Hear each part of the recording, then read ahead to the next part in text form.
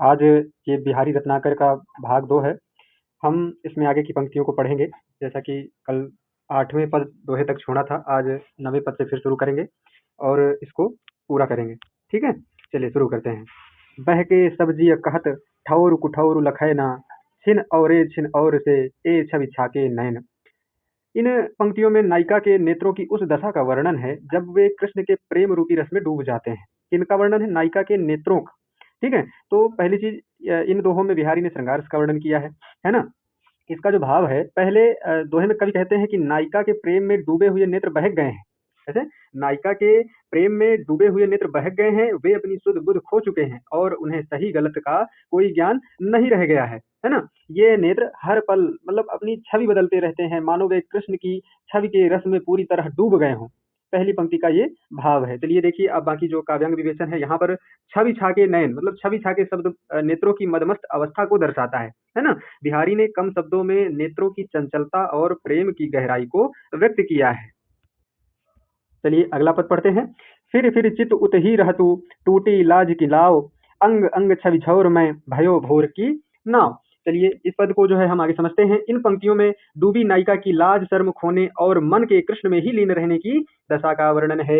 यह दोहा अगले दोहे से लिंक है, मतलब उससे जुड़ा हुआ है, जहां नायिका के मन की स्थिति का वर्णन है। बिहारी कहते हैं, नायिका का चित्त बार बार उधर ही कृष्ण की ओर ही लगा रहता है, मानो लज्जा की डोरी जो जिसको कहते हैं कि लज्जा की लाव टूट गई हो, है ना? उसका शरीर कृष्ण की छवि के झुरमुट में ऐसे खो गया है जैसे भंवर में नाव फंस जाती है।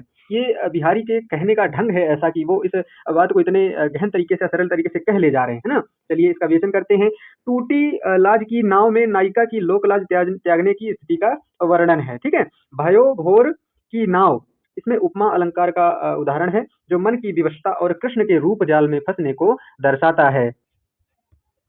चलिए अगला पद पढ़ते हैं।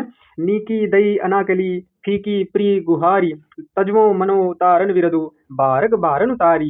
ये इस पद में नायिका ने कृष्ण द्वारा उसकी पुकार न सुनने को उनकी तारन विरदु, उद्धार करने के यश को फीका पड़ने का संकेत माना है जो है इसमें। यह दोहा कृष्ण की उपेक्षा पर आधारित है। ठीक है? इसका जो भाव है, नायिका कहती है कि हे कृष्ण, आपने मेरी पुकार को अनसुना कर दिया है। ठीक है? आपने मेरी पुकार को अनसुना कर दिया है और ऐसा प्रतीत होता है कि आपका तारन विरदु, भक्तों का उद्धार करने का यश फीका पड़ गया है या आपने ही इसे त्याग दिया है। इस पंक्ति का यही भाव है। ठीक है? इसकी विवेचना करें तो यहाँ नायिका उलाहना देती है ना? इसमें भाव से ही आप समझ गए होंगे कि यहाँ नायिका उलाहना दे रही है कि कृष्ण ने उसे भवसागर से तारने के अपने स्वभाव के विपरीत आचरण किया है। तारन विरद शब्द के कृष्ण प्रसिद्ध गुणों की ओर संकेत करता है, जो कृष्ण का गुण है उसकी ओर संकेत करता है। ठीक, आगे चलते हैं। चितई लल चौहें चखुन डटी, घूंघट पट माह, छल सो चली छुआई के छिनक छबीली छाह। कितना प्यारा पद है। देखिए इस पद में नायिका की चतुरता का वर्णन है, जिसने घूंघट की ओट में भी ललचाई नजरों से कृष्ण को देख लिया है। डटी घूंघट पट माह। ठीक, इस दोहे में नायिका की चंचलता और प्रेम की अभिव्यक्ति को दर्शाया गया है। इसका जो अर्थ है, नायिका ने कृष्ण को ललचाई आंखों से देखा, वह घूंघट के पट की आड़ लेकर के उसके छलावे में ऐसे कृष्ण को क्षण भर के लिए देख लेती है और अपनी छवि दिखा करके जो है चली जाती है। छिनक छबीली छा। ठीक, इसका जो काव्य विवेचन है, यहाँ जो है छल शब्द जो आया हुआ है, यह नायिका की चतुरता को दर्शाता है। उसने सामाजिक मर्यादा बनाए रखते हुए भी अपने मन की बात कह दी है, इसीलिए उसको जो है ऐसे चतुर कहा गया है नायिका को। बिहारी ने आंखों के माध्यम से प्रेम संवाद का बहुत ही सुंदर चित्रण किया है।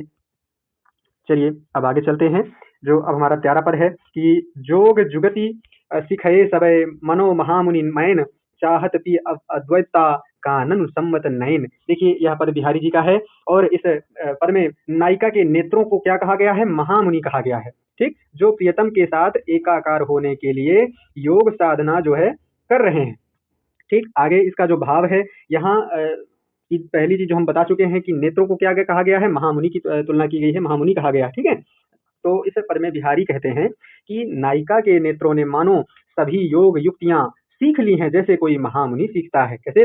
अद्वैता कानून संवत नयन, जैसे कोई महामुनि तप के बल में सब सीखता है, वैसे ही नायिका के नेत्रों ने योग युक्तियां सीख ली हैं। ये नेत्र प्रियतम के साथ अद्वैता मतलब एकाकार होना चाहते हैं और इसके लिए कान रूपी, यहाँ पे देखिए आया हुआ है कानन आया है, पर यहाँ पे भाव ही इसका है कि कान रूपी जंगल मतलब कानन की सेवा कर रहे हैं, ध्यान लगा रहे हैं। ठीक, इसका जो काव्यांग विवेचन में आएगा कि यहाँ आंखों की तुलना मुनि से और कानों की तुलना जंगल से की गई है। ठीक, जो रूपक अलंकार का उदाहरण है।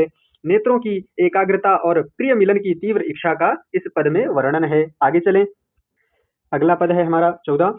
खरी पातरी कान की कौन बहाऊ बानी, आक कली न रली करे अली अली जी जानी। यह पद बिहारी जी का, इस पद में नायिका की सखी उसकी उपेक्षा पूर्ण आदत, कैसे नायिका की सखी उसकी उपेक्षा पूर्ण आदत पर कटाक्ष करती है और कहती है कि वह इतनी पतली है कि उसके कान में आक की कली भी नहीं फबती। आक की कली, ठीक है, इसको हम समझ रहे हैं अभी। इसका जो भाव है अ, कि सखी कहती है, हे सखी, तूने अपने कान में कौन सी बुरी आदत डाल रखी है कि तू इतनी जो है पतली है। मतलब मेरे कहने का भाव समझिए कि नायिका की सखी कह रही है, हे सखी, तुमने अपने कान की कौन सी ऐसी बुरी आदत डाल रखी है कि तुम इतनी जो है पतली हो। ठीक, तेरे कान में आक की कली भी शोभा नहीं देती। आक की कली मतलब एक वृक्ष है, उसकी जो है कली मतलब छोटा सा कोई पुष्प, बस यही समझिए उसका भाव। ठीक, यह जानकर मेरा जी ललचाता है अली जी जान। ठीक, अब इसका जो विवेचन है, आक कली साधारण आभूषण का प्रतीक है। जो ये आक कली यहाँ शब्द आया हुआ है, साधारण आभूषण का प्रतीक है जो नायिका के सौंदर्य और नाजुकता के सामने फीका लगता है। यह दोहा नायिका की सुंदरता का अतिशयोक्ति पूर्ण वर्णन करता है और सखी के व्यंग को दर्शाता है। चलिए अगले दोहे पर चलते हैं।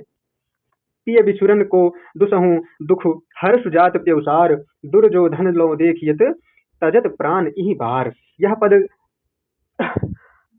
चलिए इस दोहे में अ, अर्थ है कि एक नायिका की स्थिति का वर्णन है जो अपने प्रिय पति के बिछड़ने के दुख में है, लेकिन साथ ही उसे अपने जो है पीहर, जिसको पिता का घर कहा जाता है या मायका कहा जाता है, उसे वहां जाने की खुशी भी है। ठीक, इसमें जो है नायिका की मानसिक दशा दुविधापूर्ण, मतलब एक नायिका है जो अपने ससुराल से पीहर जा रही है, तो उसे दुख इस बात का है कि वह अपने पति से अलग हो रही है, और सुख इस बात का है कि वह अपने पीहर या पिता के घर जा रही है। ठीक, यही इसका भाव है। एक ओर से उसकी स्थिति यह महाभारत के दुर्योधन के समान बताई गई है, जो मृत्यु के समय प्राण त्यागते समय अपने पक्ष की हार का दुख, दुर्योधन शब्द आया हुआ है यहाँ, हम विशेष ध्यान रखेंगे कि दुर्योधन की जो दशा थी जब वह मृत्यु के नजदीक था, उसकी जो दशा थी कि एक तरफ तो उसे अपनी हार का दुख था और स्वर्ग प्राप्ति की आशा का मिला जुला अनुभव जो है वह कर रहा था।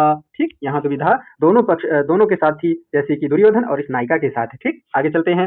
झिने पट झुलमुली झलकती ओप अपार, सुर तरुकी मनुसिंध में लसती सपल्लव डार। है ना, इस दोहे को हम समझेंगे। इसमें जो है नायिका ने अत्यंत महीन झीना, झीने पट, ठीक, इसने अत्यंत झीना वस्त्र पहन रखा है जिसमें से उसके शरीर की आभा अत्यंत सुंदर दिखाई दे रही, झलकती ओप अपार, है ना, उसके जो है शरीर की कांति उससे झलक रही है। कवि इसमें उत्प्रेक्षा अलंकार का प्रयोग करते हुए कहते हैं कि झीने वस्त्र में से झलकती हुई नायिका की अंग कांति ऐसी लग रही है मानो समुद्र के जल में कल्प वृक्ष, ये सूर्यतरु जिसको कहा गया है, कल्प वृक्ष को ही कहा गया है। ठीक, तो कल्प वृक्ष ये की पत्तों की सहित कोई डाल सुशोभित हो रहे, लसति सपल्लव डाल, ऐसा जो है भाव बिहारी इस पद के माध्यम से व्यक्त करते हैं। आगे चलते हैं।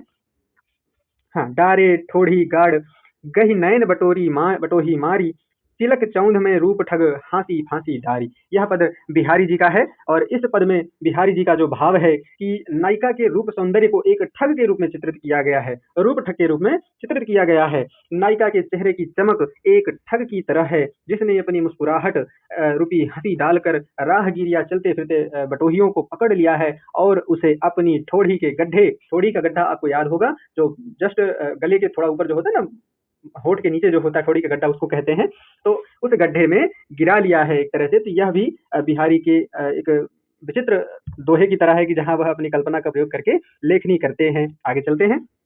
कीने हूँ को रिक जतन अब कही काढ़े कोनु, भो मनमोहन रूप मिली पानी मो को लोनु। इस पद में बिहारी जी का भाव है कि नायिका कहती है उसका मन अब कृष्ण के रूप में पूरी तरह समा गया है। मनमोहन रूप, उसमें जो है नायिका का मन समा गया है। जिस तरह पानी में नमक मिल जाने के बाद उसे अलग नहीं किया जा सकता, वैसे ही नायिका का मन मोहन, मतलब मोहन का तात्पर्य किससे? कृष्ण से है, तो मोहन के रूप में विलीन हो गया है। अब कोई करोड़ों जतन भी कर ले तो भी उसका मन वहां से नहीं निकाला जा सकता। ठीक, इस पद का यही भाव है। आगे चलते हैं। लाग्यो सुमन होय सुफलु, आत फरोस निवारी, बारी बारी आपन सींची, सुहृदयता बारी। चलिए इस पद का हम भाव आगे समझते हैं। यहाँ जो है प्रेम को एक पुष्प या सुमन के जो है समान बताया गया है, जिसे सद्भाव के जल से सींचने की आवश्यकता है। ठीक, सुहृद बारी, सुहृदयता बारी। ठीक, इसको जो है यहाँ सींचने की आवश्यकता बताई गई है। बिहारी कहते हैं यदि क्रोध को दूर कर दिया जाए और अपनी बारी आने पर मित्रता या सुहृदयता के जल, जिसको प्रेम रूपी पौधे को सींचा जाए, इससे बारी बारी आपन सींची, सुहृदयता के जल से बारी बारी प्रेम रूपी पौधे को सींचा जाए तो प्रेम का यह फूल अवश्य ही फलदायक होगा। सफल हो ही सफल हो। ठीक है, इस पद का भाव यही है। अगले पद पे आते हैं। अजो तरयो ना ही रहो, श्रुति सेवत इक रंग, नाक बास बेसरी लहो, बसी मुकुट तनु के संग। ठीक, इस पद का भाव समझते हैं। इसमें दोहे में जो है कि श्लेष अलंकार के माध्यम से सत्संग की महिमा और शास्त्रों के केवल पठन मात्र की निंदा की गई है। इसमें आभूषण के पक्ष में क्या है? कान।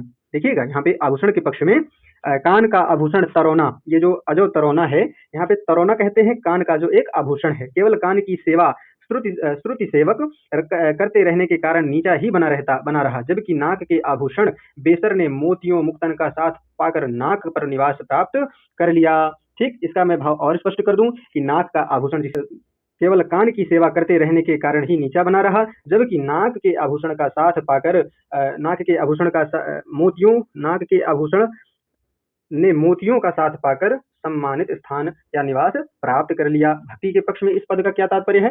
भक्ति के पद में कि जो व्यक्ति केवल वेदों का निरंतर पाठ करता रहता है, श्रुति सेवक, कि जो केवल निरंतर पाठ करता रहा, वह अभी भी संसार में ही अटका हुआ है। तरौना मतलब तरा नहीं, परंतु जिसने मुक्त पुरुषों या मुक्तन, है ना, जिसने मुक्त पुरुषों यानी संतों का साथ किया, उसने स्वर्ग नाकवास जो है यहाँ पे प्राप्त कर लिया है। इस पद का यही भाव है। ठीक, धन्यवाद। आशा करता हूँ आपको यह कक्षा समझ में आई होगी, यह पाठ समझ में आया होगा, और अगले दोहे जो भी बचे हुए हैं उनको अगले भाग के माध्यम से संपूर्ण करेंगे। इसी के साथ आपको शुभकामनाएं। धन्यवाद।